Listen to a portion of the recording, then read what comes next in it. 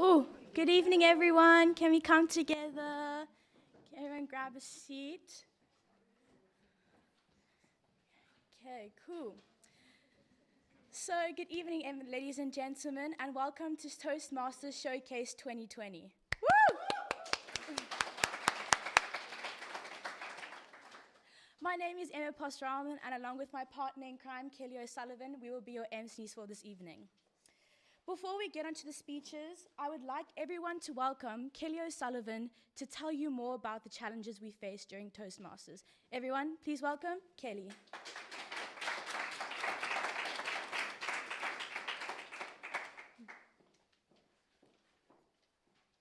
Right. Good evening, everyone. For those who don't know me, my name is Kelly O'Sullivan, and I'm in grade 11. So when I first heard about Toastmasters, I was a bit on the fence.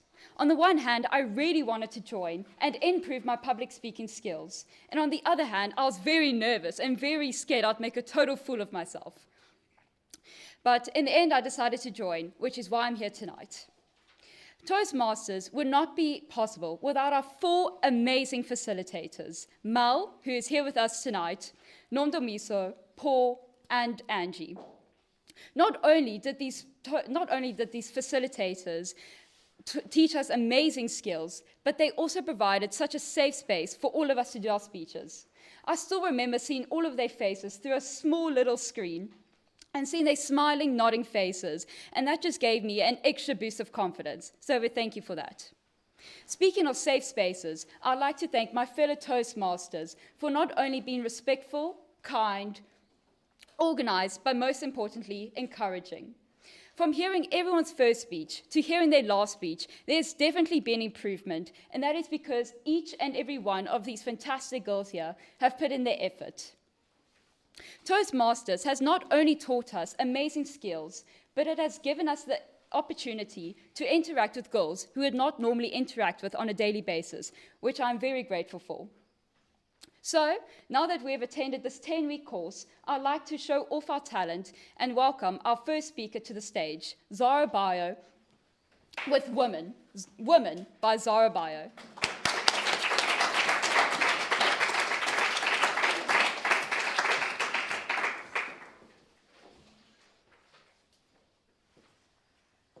In this world, we are often socialized to view other women, other females, as competition or a threat.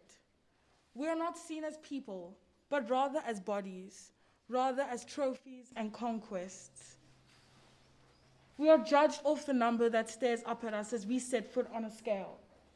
And it is so short-sighted to judge someone off their physical appearance because we are so much more. We are brave, we are trailblazers, we are adventurers, the same arms that cradle guns, cradle infants. We are all these roles. We are the source of life itself. Yes, it is important to look after your body as she does so much for you, but it is equally as important to realize that you are much more than a body. As we get older, our body changes. That is inevitable. And to place so much emphasis on your physical appearance that is naturally meant to change is to deny the whole woman. All different women from different ethnic backgrounds are meant to conform into this mold that society has dubbed beautiful and which is for obvious reasons unattainable. We are all different, and the reason society doesn't want you to realize this is because society is afraid of people who are different, who do not fit the norm. For they were able to break the one rule we're all meant to follow: be quiet and fit in. Mexican artist Frida Kahlo, known for her extravagance, she painted images of herself and human anatomy such as death. Interestingly enough, when she was younger, she suffered from polio, which caused her to walk with a limp for the rest of her life. She was different. She wore suits and she did not let people's words get the better of her. Frida Kahlo is a woman we should all admire. In this day and age, women face so many struggles. So many people are not on our side. Do not allow yourself to be one of those people. Do not be in conflict with yourself whilst fighting a battle with those around you. Manage the love that you give out and the love that you receive. To believe in women's abilities and in women equality is to be a feminist. Feminism isn't just about thinking men and women are the same. Feminism is thinking that the woman standing beside you is equal to you. Thank you.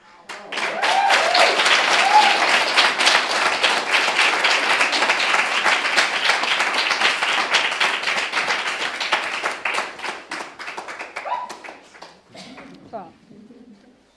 Great, thank you so much, Zara. For our next speaker, we're going to be having Jordan Connolly with Gustav. Gustav by Jordan Connolly.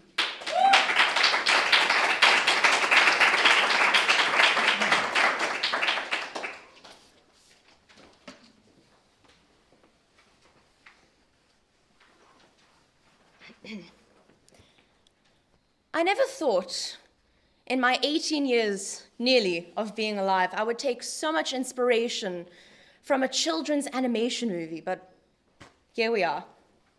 So in 2007, when I was a wee little 4-year-old, this movie Ratatouille came out. And the plot line was, if you want to cook, you have every reason to do so. It had another plot line that followed the rat also wanting to cook, but speaking to the ghost of the dead chef. But the rat wasn't allowed in the kitchen because health regulations, and then the rat hijacked a young chef, which just led to more infestation. It's another complete subject for a different time. This movie sparked something inside of me that definitely needed to be ignited. And it started to manifest itself in trying to make potions in my back garden out of bark and soil, or concoctions out of anything I could find in my bathroom. And so, at the little age of the wee 4, I got to work, punching the pizza dough until it was just right to go into the oven, or trying to ice the cupcakes perfectly like the pictures, but never touching the hot stove, because as my mother said, hot stoves are not for little hands. I always detested the kitchen, for no reason other than the fear of failure, or just the pure fear of burning my entire house down. But through lockdown, it gave me the confidence and time that I needed to grow into this new skill. And so I started baking. I baked once or twice, then I was baking every day, and then very quickly I was following Jamie Oliver into making a crispy duck on a Sunday afternoon. Not only is this skill incredibly rewarding to myself because now I know I can look after myself when I leave home, it was also rewarding to know I can give back to my mother who isn't able to be here tonight. She's done so much for both me and the rest of my family with her culinary expertise, and just with what I can do every odd night, just to give her that one moment that she can lift up her feet and relax, is a little bit more for what I can give back to her with what she's given me. So now, at the age of nearly 18, I can confidently say, as Chef Gusteau does, anyone can cook.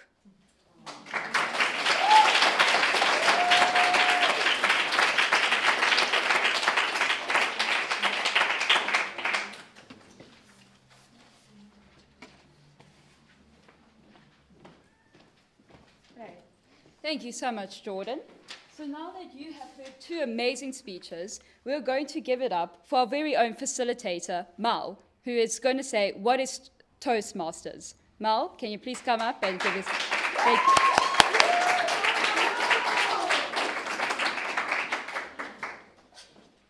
Good evening, everybody. Thank you guys for the warm welcome. As you heard, my name is Melissa Au.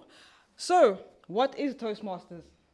Toastmasters is an international organization formed in 1924 by Ralph P. Smedley. The Youth Leadership Program works with youngsters to help them with their public speaking and with the leadership. Every pupil here has done 3 prepared speeches, 3 evaluations, and tons of unprepared speeches. On the prepared speeches, we had depression, feminism, becoming me, carrot top, who I am, flower in the field, and ukutwala. We taught them how to evaluate a speech, meaning you give positive feedback to a speaker. Also giving them some suggestions on what to improve. The unprepared speeches was exactly that, unprepared. You get a topic now, and you get to speak on that topic now for 1 to 2 minutes.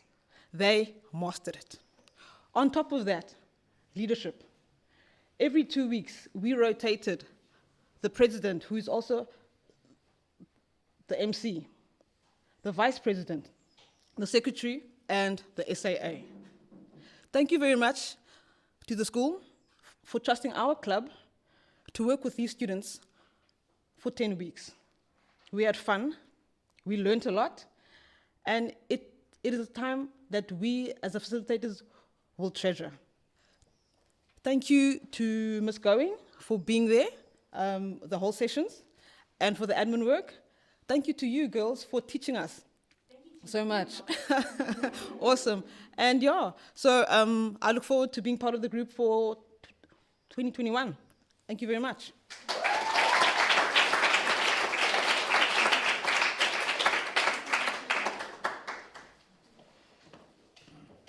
Hey, thank you so much, Mel. And this is actually the first time we are seeing Mel in person, so it's very nice to have you with us tonight. So unfortunately, our other facilitator can't be here with us physically tonight, but he has pre-recorded a slide, which we will show you right now. So his name is Paul, and he was also one of our facilitators. So this is a message from Paul.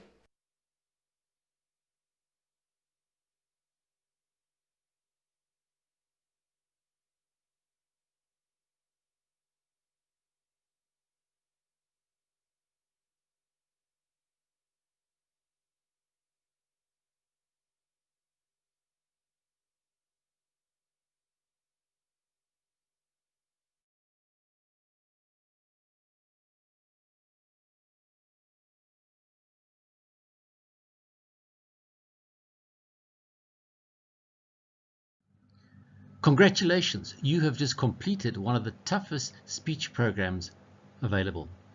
I just want to encourage you guys to put into practice everything that you learned. It's been great working with you. I've seen such phenomenal development and growth in each and every one of you.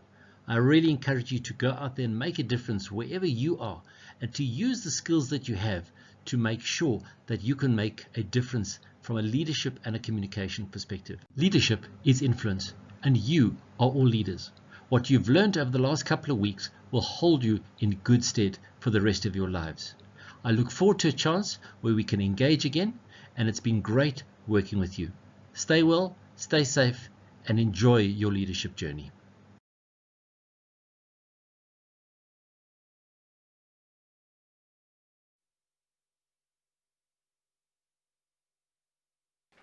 I hope Paul can hear this. Thank you, Paul. That was very unexpected, and I really appreciate it.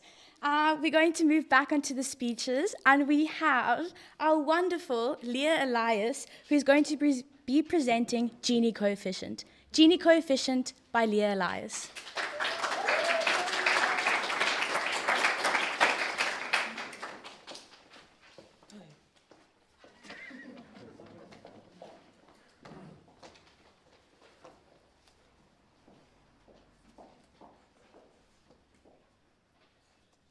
Did you know that South Africa has the largest Gini coefficient in the world?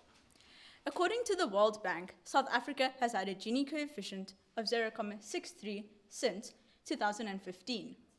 That is for 5 years. Now, I know what you're probably thinking. What is this girl talking about?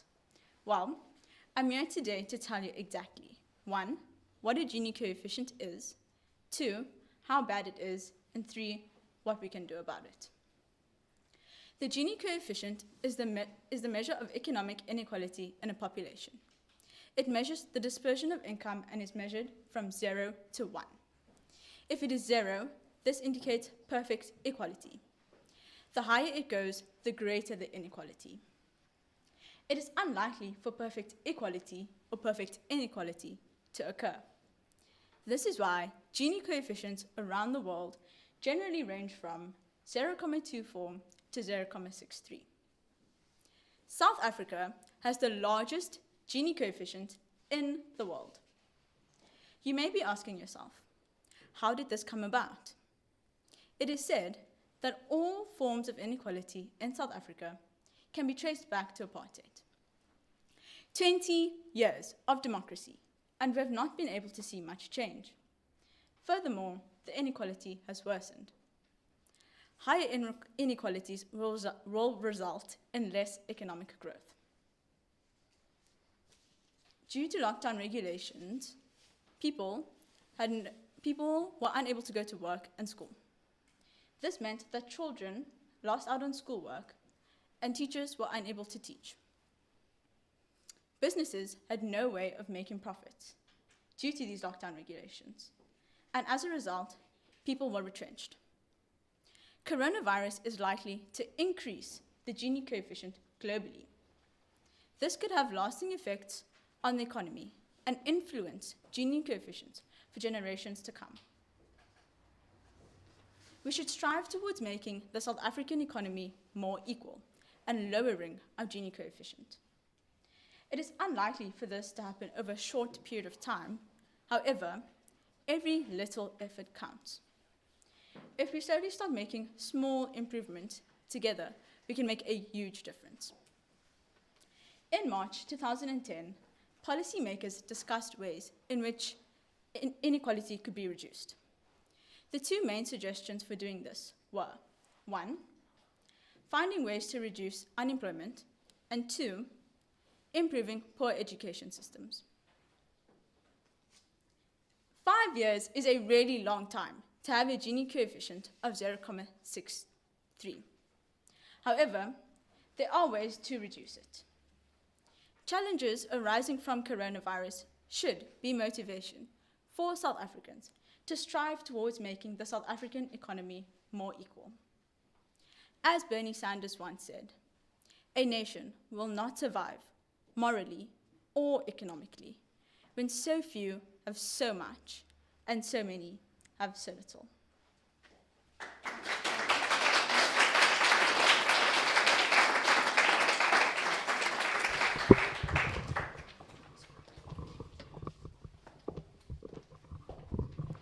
Thank you. I'm not that tall, so it should be fine. Thank you so much, Leah. That literally gave me chills throughout the entire speech. I didn't realize you were that smart. Maybe I should start educating myself as well about this. Our next speaker is Nina Samuels with Another Global Pandemic. Another Global Pandemic by Nina Samuels.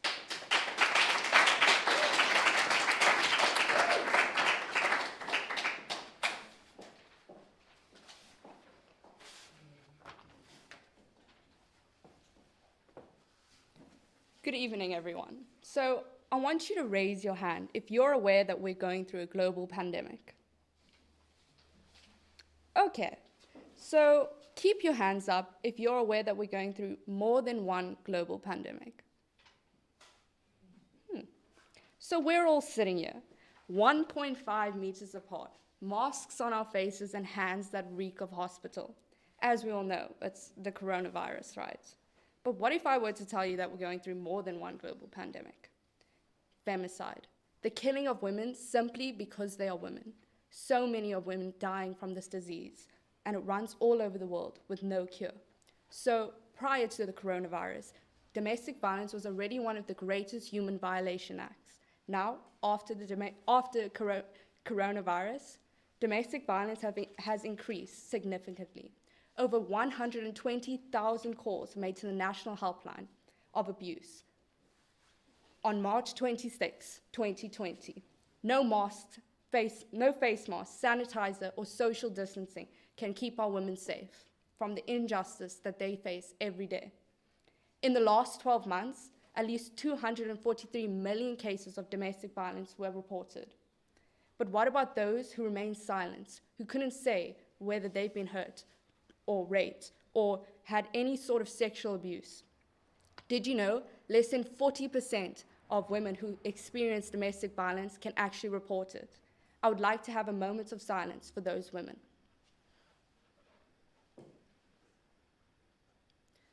But what if we weren't silenced? After the coronavirus, I figured out the truth of being a girl, from the injustice that we face every day, from having a smaller paycheck because I'm a girl. Why do you assume I belong in your bedroom when I belong in a conference room where I demand the same paycheck as the man who has the same job as me, but I'm paid less because I'm a girl?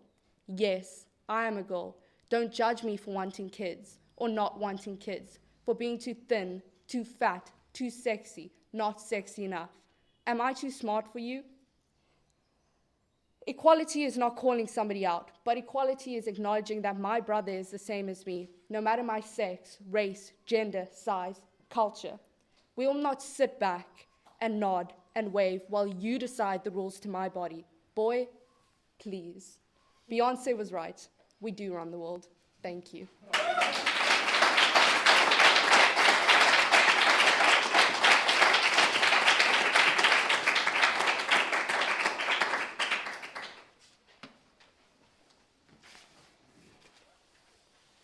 Well done, Nina. That was a very well put together speech. So, for our next speaker, can we please welcome Olivia Fuller to the stage with The Power to Change the World. The Power to Change the World by Olivia Fuller.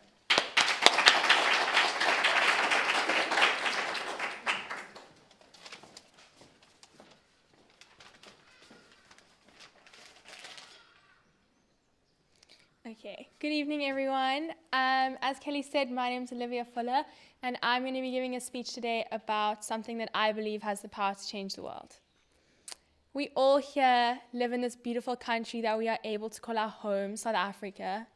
We don't have to go far to see the beauty that surrounds us, the oceans, the mountains, all the beautiful creatures that live on our beautiful plains are proof enough of the gorgeous country that we live in.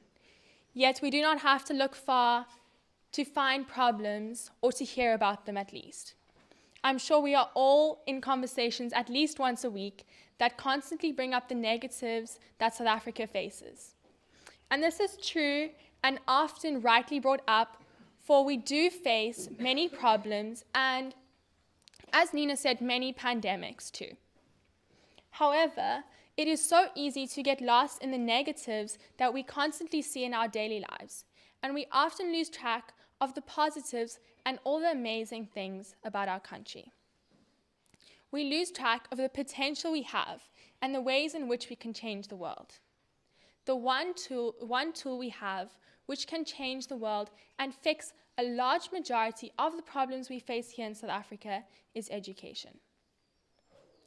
When I entered grade 8 in 2019, I just moved to a new school, and although this was common for most, I had one uncommon thing. My mom had just given birth to twins, and trust me, I know the timing is very strange.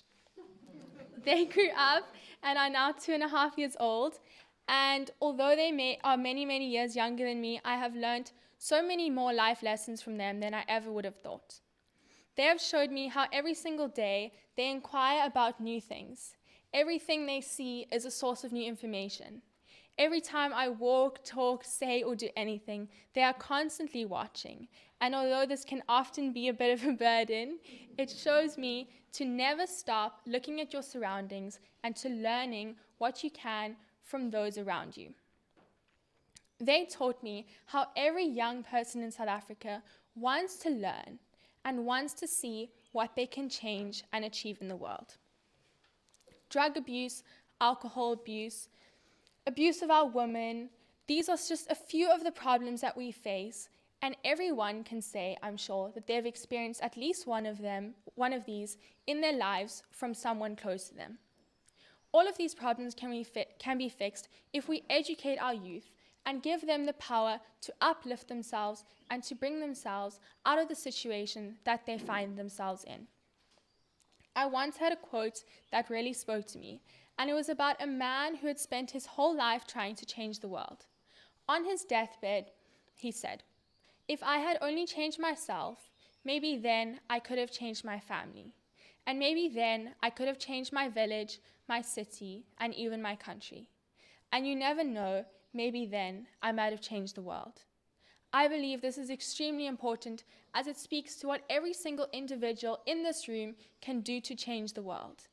But before we can uplift the youth of our country that have so much potential burning inside of them, we have to make sure that everyone is given an equal opportunity and equal access to the one thing that can change our world, education. Thank you.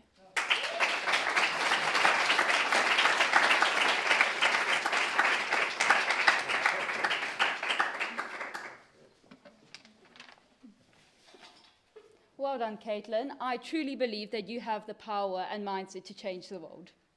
So, can we please welcome Caitlin William next with What Isn't Boring? What Isn't Boring by Caitlin Williams.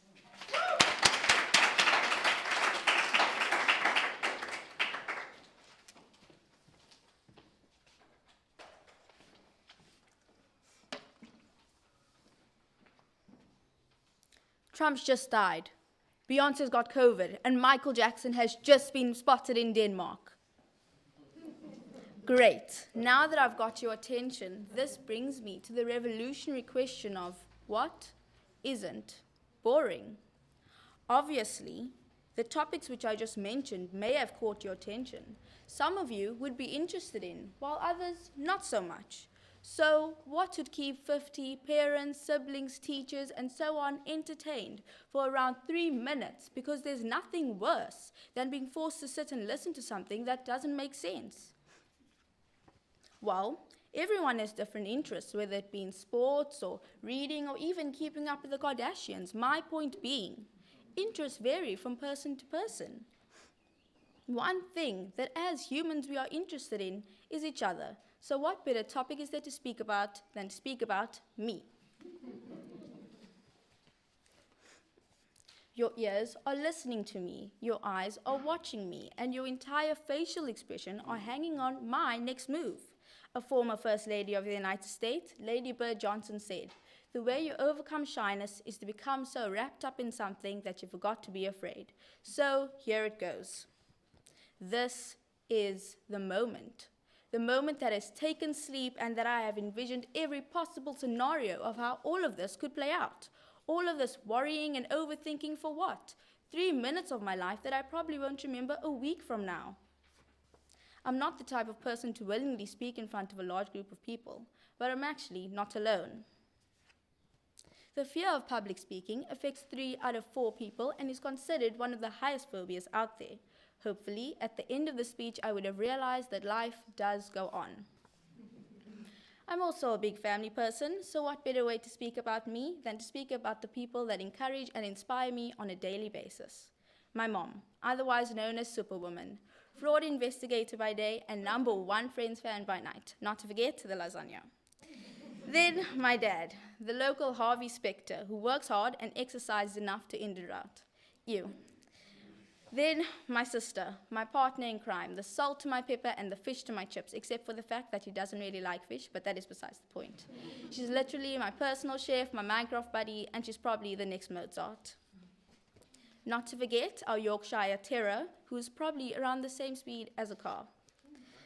Finally, there's me, just a 15-year-old girl who's fascinated by anything and everything historical. Some would say I'm a nerd, but for that I have to read and be good at maths, both of which I despise.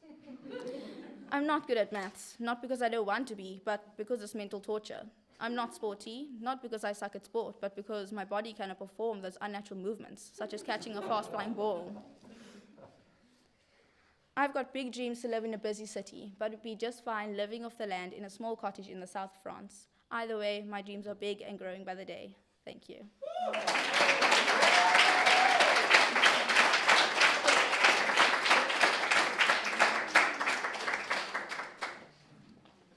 Oh, Caitlin, thank you so much. That speech has made me happy, and I'm sure everyone sitting here.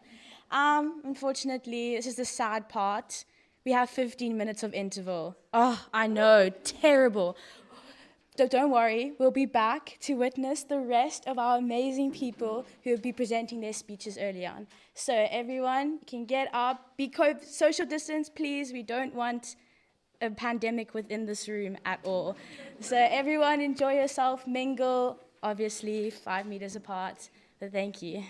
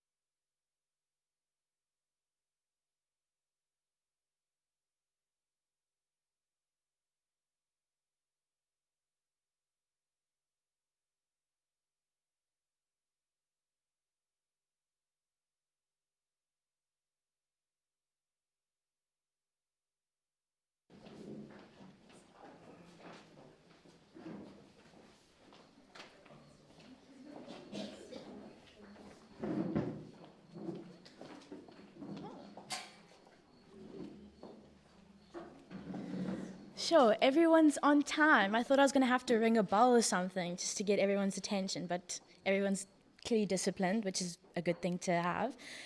But our next speaker is, if I can find,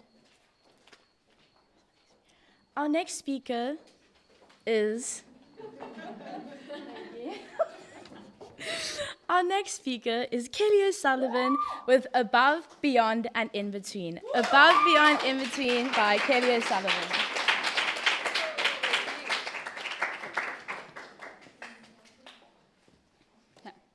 To all of you sitting here, have you ever looked up at a clear night sky and saw millions of luminous balls of gas, also known as stars, and wondered about our mysterious universe? Or was I the only one? Well, that's astrology for you.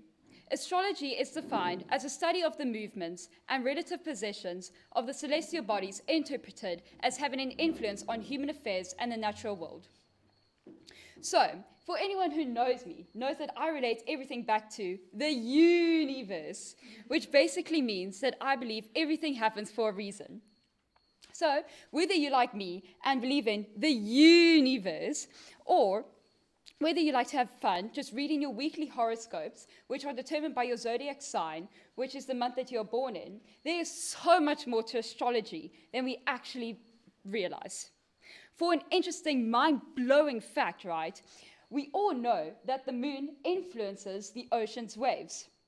So if the moon can influence huge quantities of water, and if our bodies are mostly made up of water, just like the ocean, who's to say that the moon cannot have an influence on us? So, next time you hear someone saying they're acting crazy because it's a full moon, there might actually be some science behind it. So now I'm not saying that when it's a full moon, we all turn into werewolves and total lunatics. But next time there is a full moon, notice to see if your mood changes. Astrologers believe that there are over 300 billion stars in the Milky Way galaxy, right? You heard me, 300 billion stars. I know it doesn't look like that when we look up in the sky, but there are. So if there are 300 billion stars up there, and there are 7 billion people on this planet, there's plenty of room to reach for the stars and never let gravity stop you. So now that I've told you a lot about the universe's stars, I'd like to tell you a few of my own. To my family, who give me unconditional love and support me in every idea I have, no matter how crazy it may be. To my boyfriend Peter, who gives me so much confidence and is my teammate through all my ups and downs. To my friends, who make learning at school so much fun and are by my side, no matter how annoying I may be. These are my stars. Stars. You can't always see them, but you know they're always there. And they guide you in the right direction with a positive influence and energy. I cannot begin to thank my stars enough because I'll be here until the lunar eclipse. But I'm one very lucky girl to have all of my stars very close to me, or at least 1.5 meters apart. Thank you.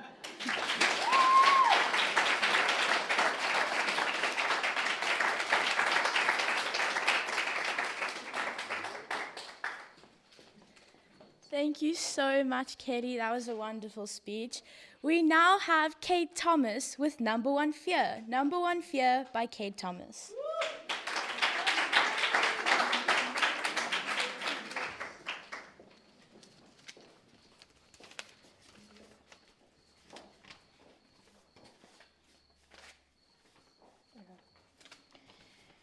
Okay. There is a famous quote by Jerry Seinfeld. According to most studies, the world's number one fear is public speaking. Number two is death. Death is number two. This means to the average person, if they were to go to a funeral, they'd be better off in the casket than doing the eulogy. I wouldn't be surprised if you've heard this quote before. When I first heard it, I was shocked. How can the general population prefer to be dying than to make a speech? I've always been fascinated with the concept of fear, specifically the fear of public speaking. I've always wondered, is it the fear of doing the task, or is it rather something else? Cognitive behavioral theory suggests that public speaking is a form of a social phobia, and as it's become a more widely known thing, it's developed its own name, glossophobia. It comes from the Greek word glosso, meaning tongue, and phobos, meaning like fear or to be scared of something. Some people have this specific phobia, while others have a social anxiety disorder of some kind, and it's become a lot more common. And as Caitlin said in her speech, 3 out of 4 people often have some kind of a fear of public speaking. Research tends to show that a person, in a sense, creates their social phobia. People do this by making the consequence of what they're doing seem a lot bigger than it really is. Essentially, people are scared of making a speech. They think that there's a lot bigger of a risk than there actually is. If you think about it, people are actually scared of showing their fear, or they're scared of what's going to happen if they show their fear and if they act out of their fear, rather than the act of actually speaking. Commonly, people are scared of what is referred to as the brain freeze, that moment where you forget everything that you wanted to say, even though you said it perfectly to your mom the night before. You aren't alone if you too have this fear. It is common because it can often feel similar to judgment and rejection. So then that begs the question, why do we fear rejection so much? Evolution psychologists have done research and found that this massive fear of rejection actually stems from our prehistoric ancestors. Based on fossil evidence found over the years, it was common that predators used to live in groups. Groups are amazing because it means that you could alert the people in your, humans could alert the people in their group that predators were coming so that they could work together. It also meant that they could be more efficient. When you work together, you can do things better and you can do it quicker. Humans were never the fastest, largest, or fiercest animals, so all they had were their wits and their ability to work together to support them. So if you were good and worked well in a social group, you were more likely to survive. On the other hand, if you failed to work in a social group, there was a high chance that you could be ostracized, which could cost you your life. So now anything that threatens our social status in a group, such as ostracism, has been passed down to feel like a great fear. So in a nutshell, when someone stands in front of a group and has this brain freeze, it is because of our primal fear of rejection. This fear is so great because it's not about being judged, it's not about being embarrassed, but we are afraid of being rejected from the social group. It seems that even in today's world, we fear ostracism more than death, because not that long ago, being ostracized was a death sentence. Now that we have this understanding of what a brain freeze is, it's important to understand how it actually occurs so that we can overcome this and get over this fear of public speaking. Essentially, in your brain, you have your prefrontal lobe, and that is in charge of your memory. It is also really sensitive to stress and anxiety. So when you come up and you talk on stage and you have this massive spike of stress because of this primal fear of rejection. And because of that, your frontal lobe starts to slowly shut down. And as it starts to shut down, it becomes even more hard to retrieve those memories. And because now you can't remember what you're trying to say, your stress hormones spike even more. And because they're spiking to such a great extent, it's similar to that kind of a spike as when you're having something that could actually be like death threat, like life-threatening, like an oncoming car or something. And the brain's really clever, but it's unable to distinguish between something like a major threat and this minor threat of doing a speech or standing in front of an audience. So that's why this fear of public speaking is so severe, because it has the same feeling and the same impact on your brain as something that is life-threatening. So once we have this understanding of why people fear public speaking, it makes it increasingly clear why it is the world's #1 fear. And because now you and I have this understanding of why this brain freeze occurs, we can effectively overcome it by essentially realizing that public speaking is not a life or death sentence. Thank you.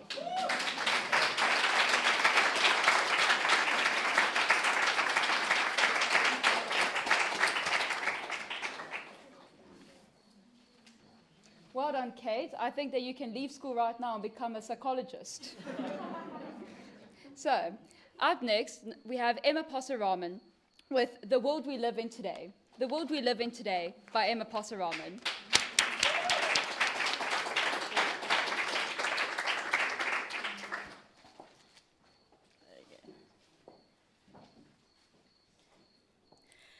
Good evening, ladies and gentlemen, again. My topic today is quite an interesting historical piece and quite relevant to us today. So sit back, relax, and enjoy. Everyone here, I hope, has heard of or has learnt about the French Revolution, a time where supposed change was supposed to happen, a supposed political revolution that was supposed to benefit the people of France. Now, I purposely put changes in inverted commas for a reason, and here's why. The entire movement of the revolution was supposed to benefit the majority of people who were not benefiting from the government system at the current time. For those of you who are unaware and didn't take history in grade 10, in 1795 to 1799, these years represented the reaction and the end of the revolution. During this time, France became a conservative government, where the Directory, which consisted of 5 white males, came to power. These men were against change, and in result, they closed down every single radical political party. They made the voting system so only fewer and white men could vote, which determined the laws of the Assembly of France. People who were oppressed by the system were unable to resist change, and if they did, those protests were forcefully shut down by the military. At this time, money was invested more in the military than the people themselves. Long story short, the revolution didn't benefit anyone but the military, of course. In a way, does this not remind you of the current economic state of Zimbabwe? Let me try and explain it to you in a way that you can understand. Government's initiative across the globe is to create a platform where people can run businesses, be educated, be treated when sick, and most of all, create a platform where their voices can be heard. In other words, some sort of democracy. Right now, in Zimbabwe, the economy is failing. People in power are stealing from the country. The voting system is rigged so the current party can stay in power, which clearly shows that they are incompetent of running a country. Not to mention that there are perceptions that Zimbabwe is military-run and how protests are being suppressed. Does Zimbabwe's current state not remind you of the French Revolution? How in both countries they've invested more in the military. How in both countries protests are forbidden. How in both countries the voting system is being rigged, and in both countries majority are suffering so that the people in power can live the lifestyle they want to live. The whole point of the speech was for you to ask yourself this question: are our voices really being heard? Or is it just that people in power are selling us this fairy tale system just so they can get what they want in life? Thank you.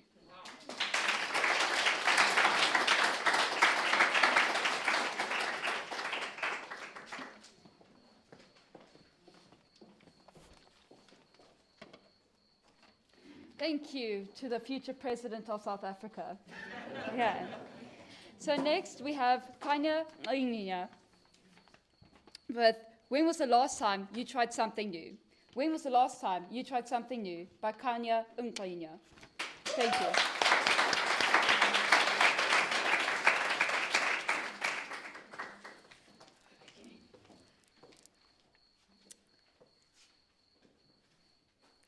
We've all tried new things in our lives, whether it's buying a new pair of shoes, listening to a new artist on Apple Music, or eating at a new restaurant. Trying new things is a part of life. Matter of fact, it's a part of growing up. But when was the last time you actually tried something new? The last time you felt exhilarated, confident that you have succeeded in doing something. The last time you tried a new skill, a new hobby, or the last time you even pushed the boundaries, pushed yourself in order for you to become better. We've all been there, at the brink of trying something new and not being sure if we should go ahead to do it or not. Do we dive in? Do we allow insecurities prevent us from diving in? Do we let that little destroyer called fear creep in and prevent us from going ahead? Or do we worry about looking silly or stupid? Well, it's not just the big things like bungee jumping or hiking up Table Mountain that can cause this panic. It can seemingly be simple as going to that new restaurant, buying that new pair of shoes that can cause this panic. Maybe it started off as something you were shy about, like starting a new conversation with somebody that you wouldn't usually talk to. And then you've actively avoided this thing until it became a fear to you, something that you feared just thinking about doing.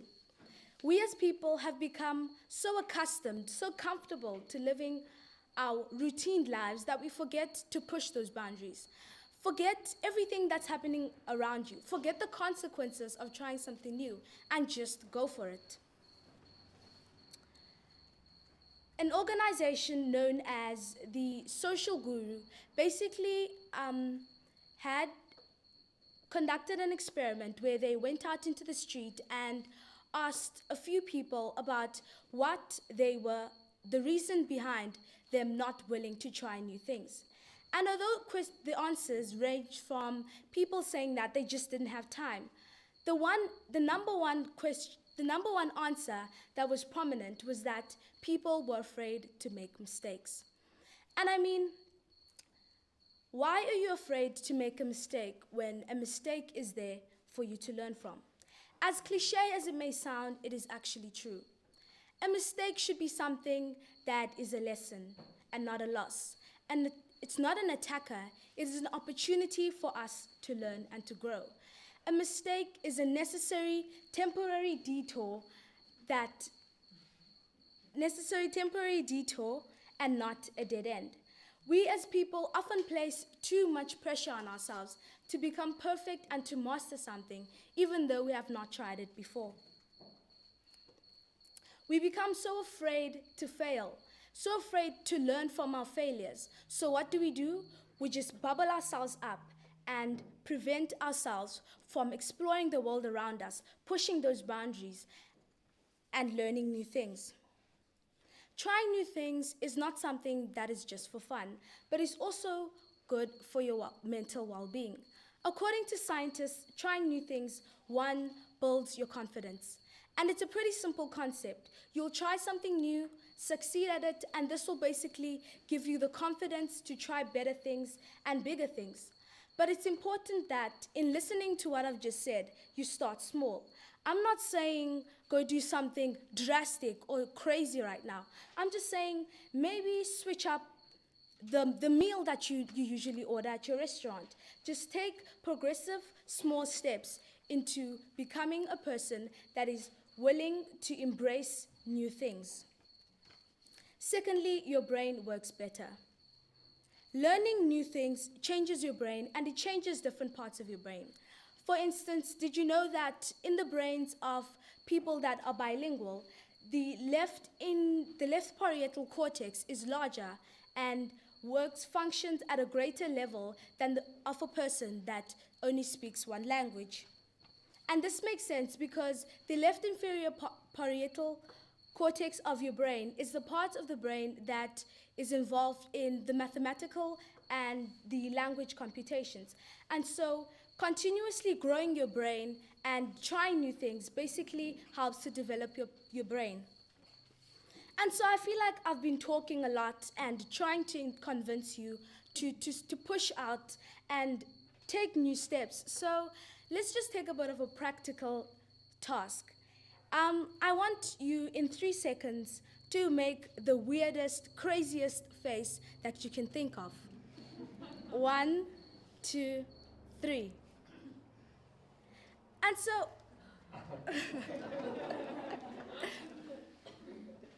I noticed that a few of you were a bit hesitant, felt a bit uncomfortable, and didn't really participate in this task. But a lot of you thought with the yes voice. You realized that there was little risk to actually participating in this task, and so you just went for it. And what were you rewarded with? Laughter, enjoyment, and a feeling of happiness. You just experienced what it feels like to try new things. And me, myself, I'm a person that enjoys trying new things. Although, yes, I've got a lot of fears, I've tried quite a lot of things, like scuba diving. I've ridden one of the South Africa's longest, scariest roller coasters ever.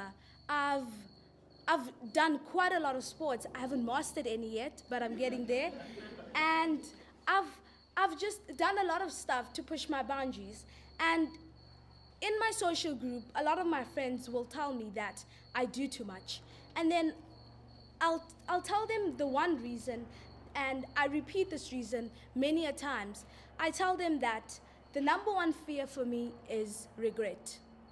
I fear that by not utilizing my opportunities, by not pushing the boundaries, I'll be 40 years old one day, looking back and regretting each and every opportunity that I missed. And so that's something that I'm sure none of us want to feel one day. So today I urge you to push back the curtain. Stop thinking with that no voice and start thinking with your yes voice. Try that new hobby, try that new thing that you think is bizarre and crazy. Just go for it. So I hope that in the year to come, you make mistakes. Because if you're making mistakes, then you're doing new things. You're trying new things. You're pushing yourself, you're changing your world. And most importantly, you're doing something new. It's worth a try. Thank you.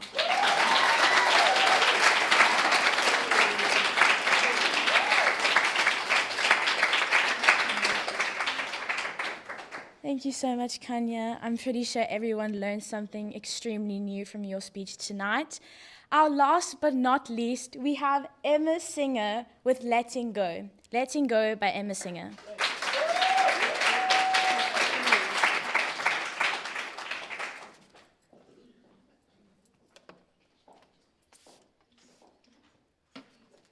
How's it?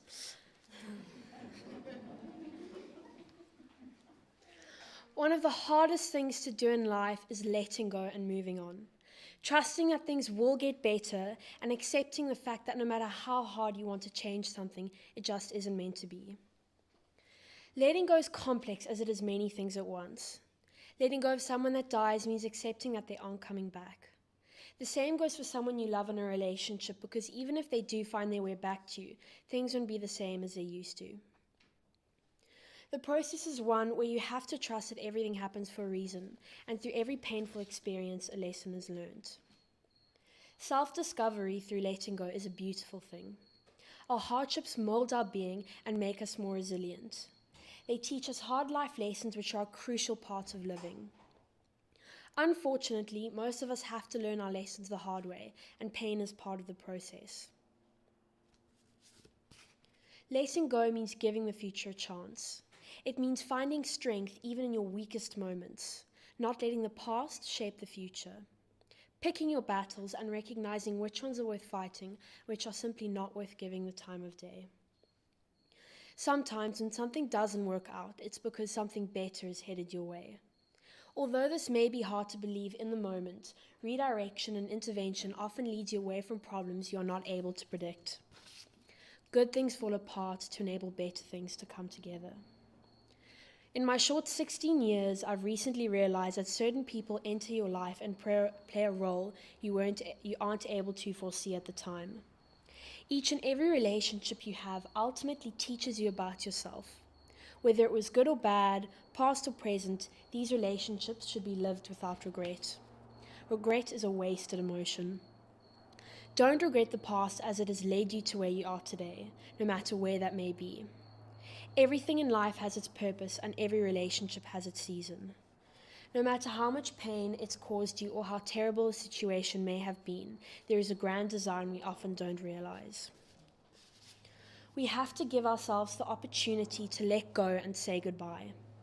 We can't possibly continue to live our life if we hold on to the past. Letting go is critical for our own well-being and mental health. But most importantly, letting go means you have lived. You have tried and given even when you haven't received. It means you are open and felt something real. Letting go means you've experienced magic in this lifetime, even if it was for a little while. Thank you.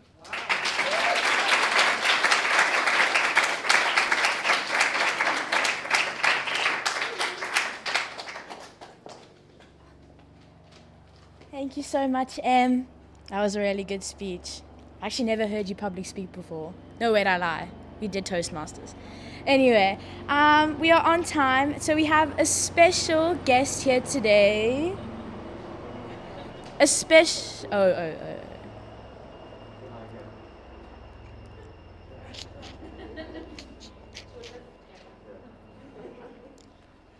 Can I go now?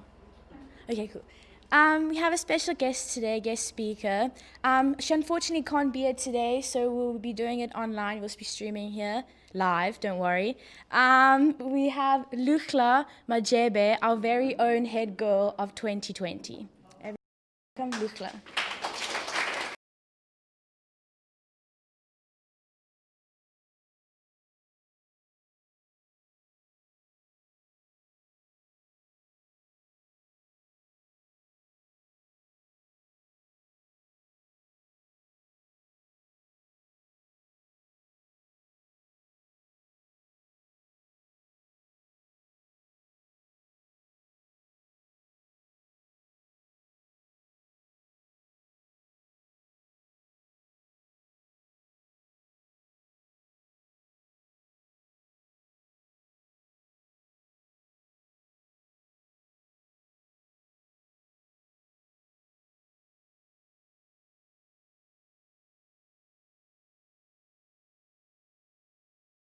She said, MCs, Kelly and Emma P., I love the way you're handling the program and your links between speakers. And Paul Taunton, who's another one of our facilitators, says, so proud of what you've all achieved over the last 10 weeks. So those are your messages, girls. And then here is Lutla. Good evening, Toast.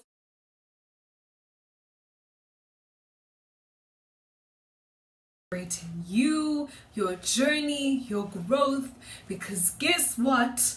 Well, actually, you don't need to guess, because you're living it. You finally finished your Toastmasters course.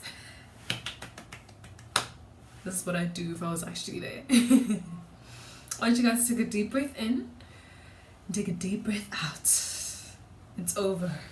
It's done. If I were you, I would never let anybody forget that I learned how to do public speaking during a pandemic. I would tell my aunts, my uncles, my great uncles, my great children, whoever, that I did that during a pandemic. But of course, we're not here to speak about me. We're here to talk about you. That's why Miss Going asked me to give the keynote speech in order to commemorate the journey that you guys have been on. Speaking about journey, I want you guys to think about the people that you were when you first began. Not even your first session, but when you decided to sign up. Why did you sign up? Did that motivation follow through? Did you ever lose motivation along the way? Did you regain it? Did it morph into something else? Did it turn into something else? Whatever the case may be, I want you to sit with that as you sit and reflect about the person that you are today through this course. Toastmasters is a course that instills growth. It encourages it, actually. Not only necessarily within the actual course itself, but it can permeate into other areas of your life. Think about that. Think about how the skills that you've learned here you've applied into other areas. I know for a fact that the girls who did Toastmasters in my year definitely took the lessons and the teachings that they had and applied it into the various areas of their lives. The growth of the skill that you guys have obtained throughout the process is not one that needs to be taken lightly. Celebrate it. Celebrate it, because now it has become a part of your truth, your identity. And like in the beginning of the year in assembly, when I used to say that we need to own our truths, Toastmasters is definitely a course that encourages that, instills that, and wants to see young girls flourish in that, flourish in your greatness, in the new skill that you've learned. Encourage your peers, motivate each other, congratulate each other, because you guys were all on this journey together, even though sometimes it may have felt very individual. So be proud of yourselves. Be proud of what you've what you have accomplished. And most importantly, be proud of the new truth that you now possess.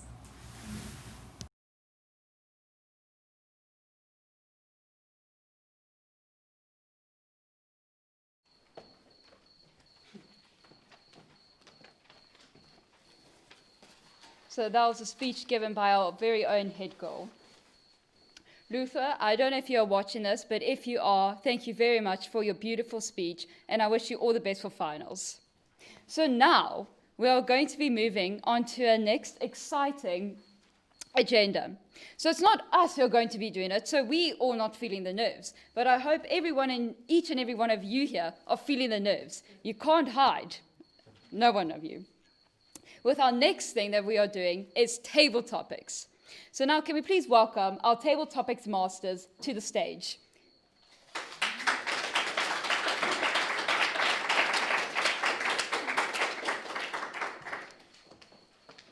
Okay, so we've all had to go through this. Every one of us, we've each at least done 3 of these. So it's now your time. Who's feeling brave today? Anyone? No, okay, Dad, you get to go first. Yeah, Ken, stand up. Yeah. Okay. So do you want? You can ask. You can start. Okay, I'll start. Okay. What is one thing that you would like to change in the world? You.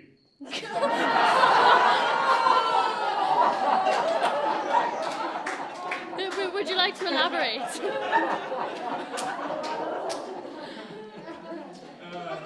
You weren't expecting that, were you? No. No, I really am joking. I think you're perfect the way you are. Thanks. We could just make you a little bit nicer, a little bit more diligent, a little bit more focused on your studies, a little less focused on your iPhone. I mean, everyone else has got paper and you walk around with an iPhone. So if we could just get you away from the iPhone and towards the studies, that's the best way of changing you. Thanks, Dad. Okay, you can pick someone as well. Okay, I'm just gonna randomly pick, but I feel like could the lady, sorry for pointing, in the denim jacket.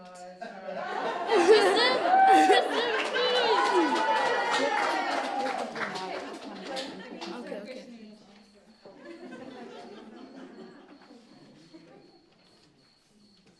Okay, could you come to speak in the mic so that everybody can? Please listen. Please.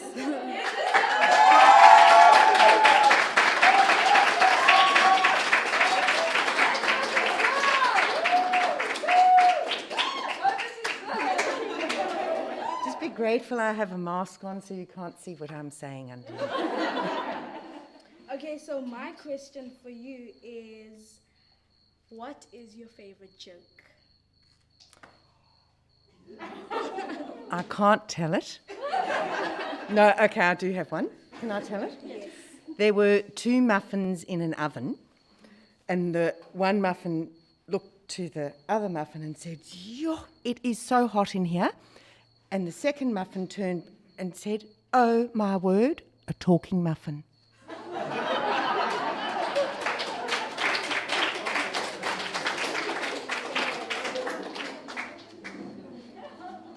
Okay, I was given a few special requests on people I should pick on. So Emma Sanger's dad. Okay, so the stage is yours. Thanks, Emma. If you could meet one person, alive or dead, who would it be and why? Oh, that's easy. Nelson Mandela. Why? Why? Well, I think he's just inspirational. And what he's done for this country, or did. Yeah, easy choice. Okay, thank you. Thank you.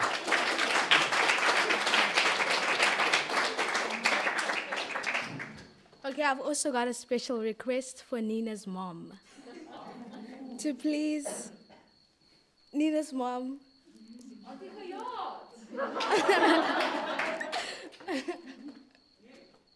Yep. The floor is yours. No judging, eh? I think I know who's behind this. Yes. Okay, so my question is, if you could trade lives with anyone for a day, who would it be and why? I would trade my life to be a man, so that I could see all the privileges that men really have, and I could instill in them, through me being a man, as to how to appreciate women and how to accept that we rule the world, as my daughter said. Thank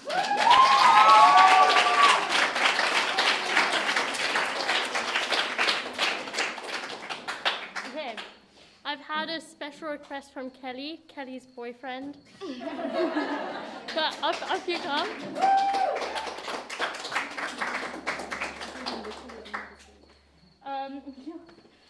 So what's one life lesson that you learned the hard way? The hard way? Yeah. I think when I was sailing, not to duck when you jibe and I broke my nose. The hard way. Nice, thank you. Okay, so we've got the last one of the night. Anybody want to take it? It's the last one you'll ever do. Emma's mom. Okay. Emma's mom.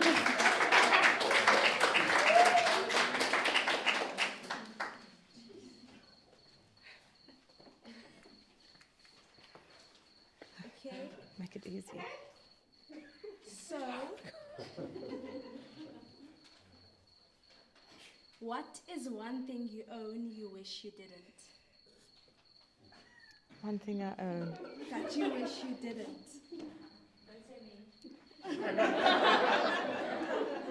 I love everything I own.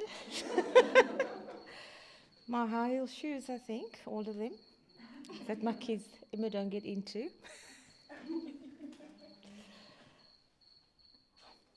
Nothing. There's nothing I own that I don't wish I Should I had. get you Something another else. question? Yes. Okay.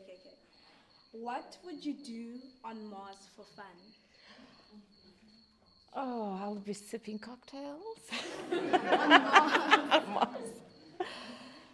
For fun, just take my family with me and, spend some quality time with them on Mars. Take them all with me. Because when you go to Mars, you have to be there for a long, long time. Okay.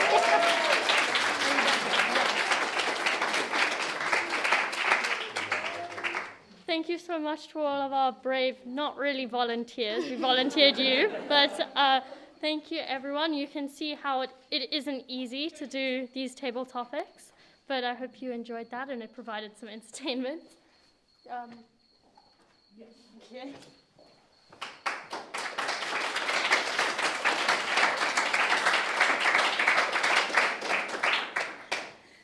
Oh, it's the saddest part of the evening. It's the end of Toastmasters. I'm sure we're all sad. Okay, that's not a lot of sadness, but okay.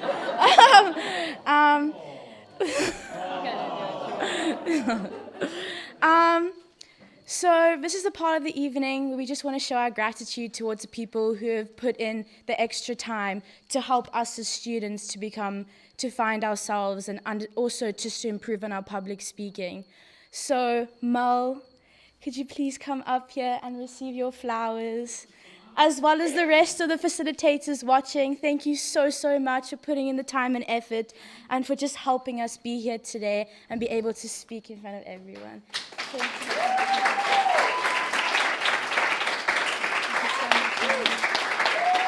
you.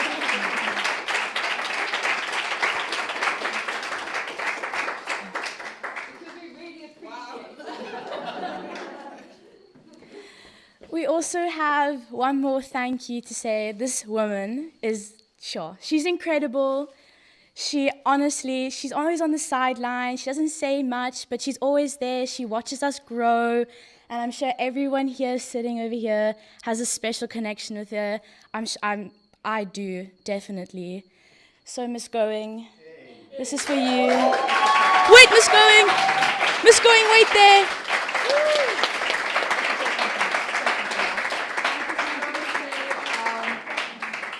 Thank you, Miss Going, for always wanting to listen to our speeches, and also thank you on a personal note for always reminding me to come to the calls when I've overslept and missed the calls. So thank you for that.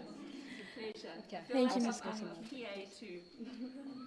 An amazing bunch of women. Our second Thank you mom. so much. Yeah, I'll say some thank yous.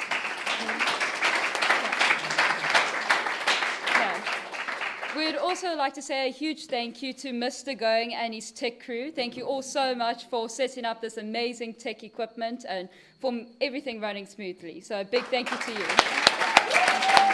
Okay, then hold on. Our last thank you is to everyone for coming out. Thank you so much for supporting us. This was extremely nerve-wracking, I'm sure you could tell. And just watching, I'm sure you watched everyone here grow, especially your own kids. And the facilitators as well, Ms. Going, you've been there from the beginning. Mal and the facilitators, you've also been here, so thank you so, so much. It's the end of the evening. Sorry, just one more thanks on the side, just to say thank you to Mrs. Barnard for organising the tables and for the tablecloths and the urn. Thank you very much for all your effort you have put into, and also to the groundsmen staff who have carried all these chairs and set up the evening. So thank you to you. Thank you. That concludes... Oh, Mal has certificates to award that I was unaware of, but anyway. Thank you, MCs. Sorry. As proof that they have all completed the program, we've got a certificate, and I've just asked Mrs. Going to come and hand over them. So I'll call you guys one by one. Caitlin Williams.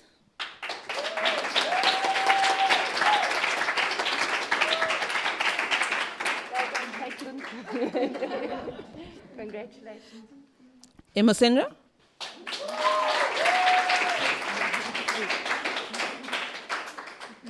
Well done, Emma. Thank you. Emma P.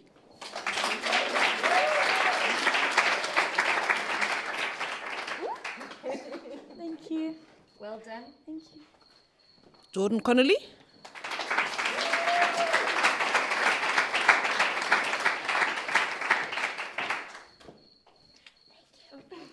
Fantastic job. I feel like I want to knock stuff over. I'm very nervous. Kate Thomas.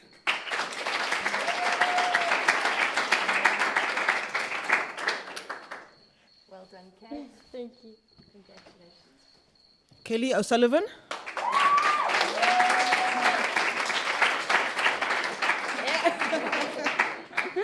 Well done, Miss MC. Kanya Mwinya.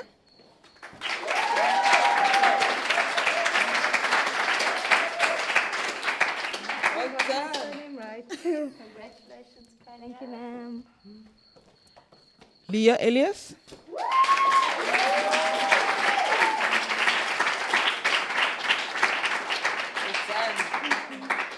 Well done, dear. Thank you.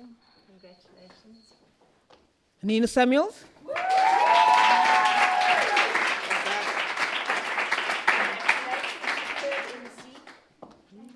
Olivia Fuller.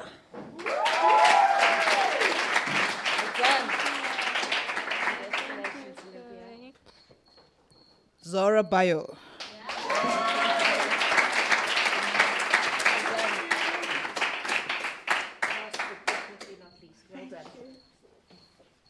Thank you.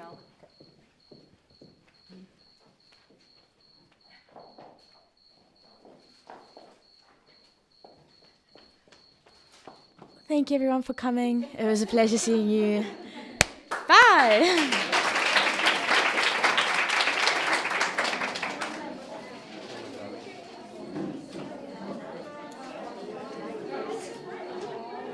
Mel?